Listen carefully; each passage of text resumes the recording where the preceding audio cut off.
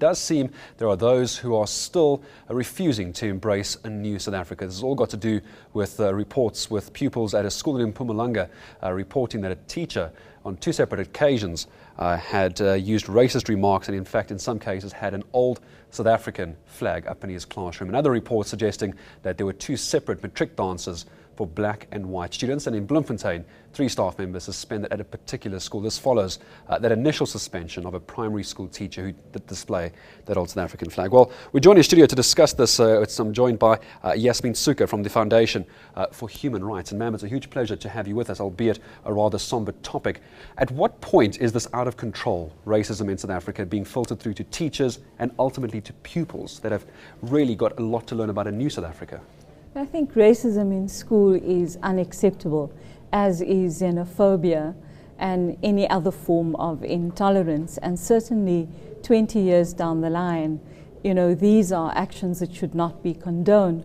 However, at the same time, when one looks at these incidents, what's really interesting about the Bloemfontein incident is that, in fact, it is white children in the classroom who saw the flags and who said that the conduct is unacceptable. Why is that so surprising? If I can pick you up on that, why is it so surprising? A lot of newspaper reports saying it was the white children bringing it up. Why is that a surprise when youngsters do that? I think it's a sign really that there is transformation in South Africa. And so for every racist, you probably have another 20 people who are not committed to racism and who are committed to building a new South Africa. And I think that's important. And for me, I think where transformation can come, it's certainly with children and in schools. And that's why we shouldn't tolerate racist teachers or racist educators.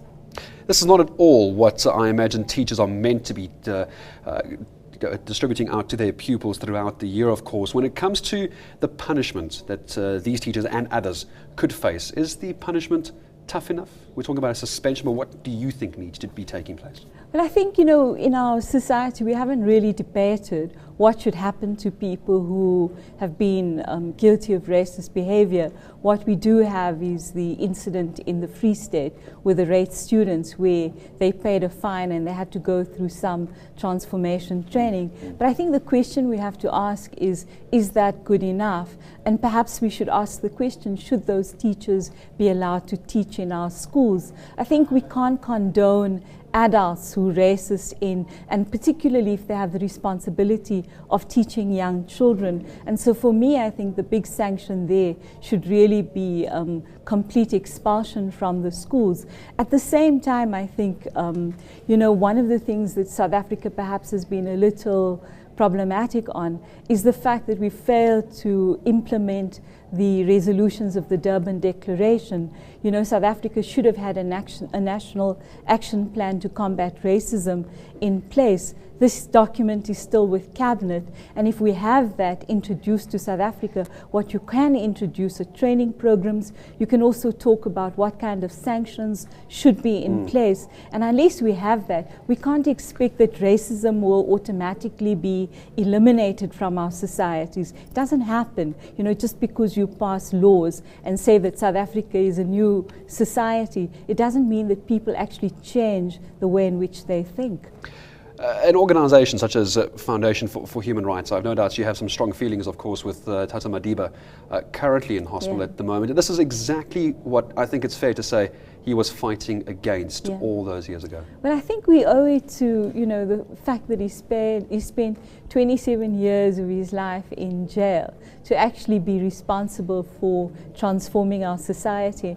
The one vision he had for South Africa was a non-racist, non-sexist society. And I think we've still got a long way to go before we achieve that. As we wrap up, Yasmeen, what's your message for Mandela this morning?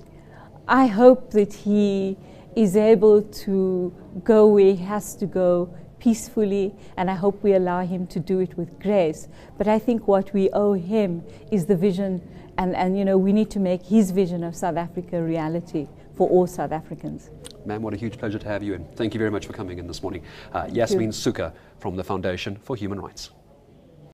News that moves. eNCA.com.